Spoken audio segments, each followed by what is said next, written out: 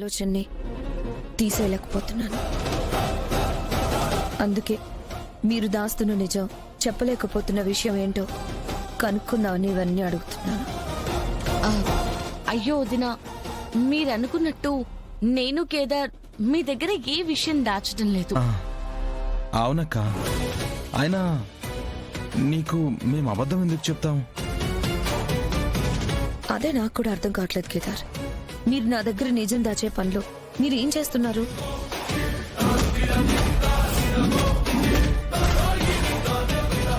తప్పు ఒప్పు, లీగల్ పనులు ఇల్లీగల్ పనులు అయితే పోలీస్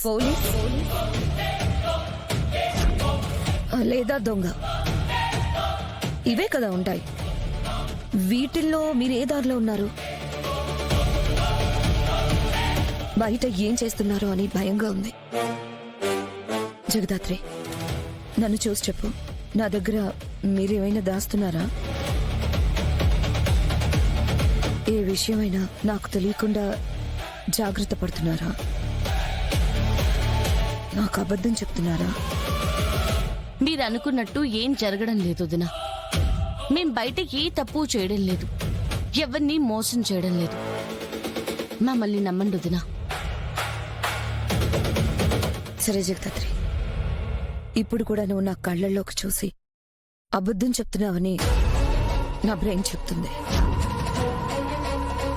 కానీ ఈసారికి నేను నా మనసు మాట వింటున్నాను, నీ మాట నమ్ముతున్నాను. ఈ నమ్మకాన్ని మాత్రం మోసం చేయొద్దు. నేను నా మనసు మాట విని తప్పు చేశాను అని మాత్రం.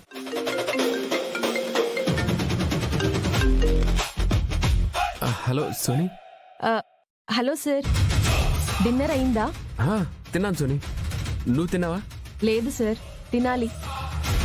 ఎందుకో ఇంటికి వచ్చినప్పటి నుంచి మీతో మాట్లాడాలి అనిపిస్తుంది, అందుకే కాల్ చేశాను.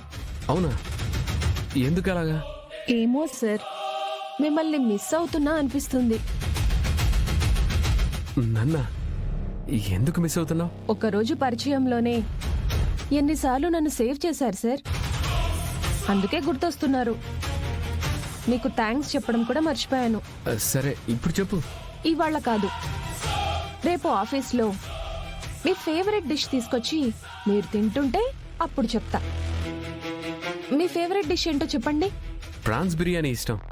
ఓ అవునా, సేమ్ పించ్ సార్.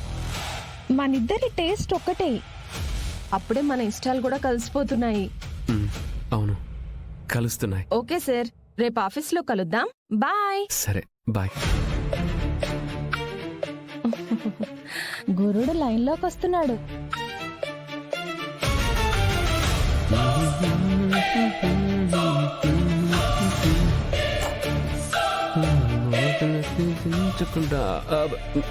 ఏంటి? ఏముంది, ఏం లేదు.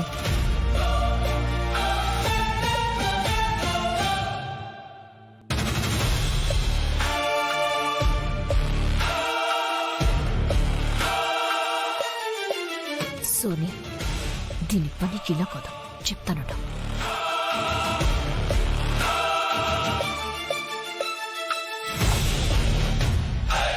మీరు అంత ఈజీగా అనేస్తున్నారు గాని నాకు దాత్రిని పడేయడానికి ఆల్మోస్ట్ 10 ఏళ్లు పట్టింది పిన్ని. పైకలా కనిపిస్తుంది గాని మహామొండిది. అవునా, ఈ మనిషి నన్ను ఇష్టపడుతున్నట్టు నాకు అస్సలు తెలియదు అత్తయ్య.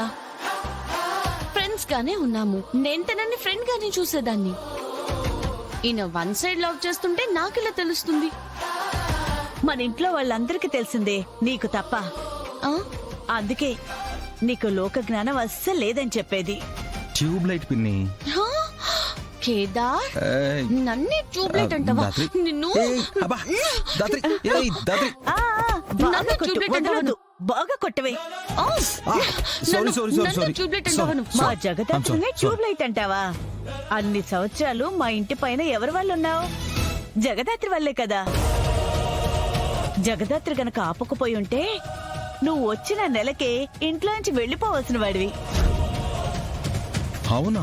అవును, పిన్ని అత్తయ్య నిన్ను ఖాళీ చేయించమని ఇంట్లో పెద్ద గొడవ చేశారు.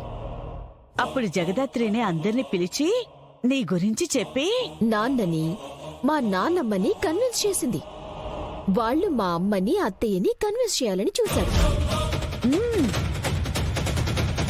ఆ రోజు మా ఇంట్లో నీ వల్ల పెద్ద గొడవే జరిగింది. ఆ మా అమ్మ అత్తయ్య మా నాన్న నాన్నమ్మతో అందరూ వారం రోజులు ఆ, మాట్లాడలేదు. ఇదే కదా చిలకమ్మ జరిగింది. అంతే నిష్కా. వారం తర్వాత కూడా ఎన్నిసార్లు కేదార్ని ఇంట్లో నుంచి పంపించడానికి ప్లాన్ చేసాం మనం. చిలకమ్మ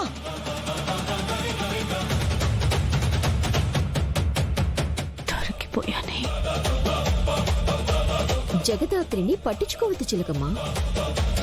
నువ్వు చెప్పు, కేదార్ని పంపించటానికి ప్లాన్ చేసి ఆ తర్వాత ఏంటి చేశాము అంటున్నావా?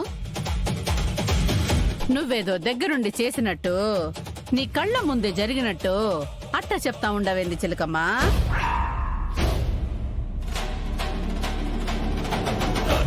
అత్తయ్య అడుగుతున్న దానికి సమాధానం చెప్పు చిలకమ్మ. పోనీ నేనడిగిన దానికి సమాధానం చెప్తావా? ఎవరు నువ్వు? ఎవరు నువ్వు? ఎవరు నువ్వు? మా ఇంట్లో 10 ఏళ్ల ముందు జరిగిన విషయాలు నీకెలా తెలుసు?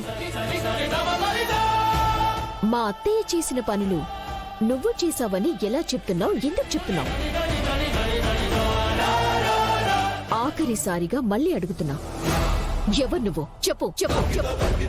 ఏటమ్మగారు తెలియనట్టు అడుగుతా ఉన్నారు? నాను చిలకమ్మని. మాట యాస మార్చకు చిలకమ్మా.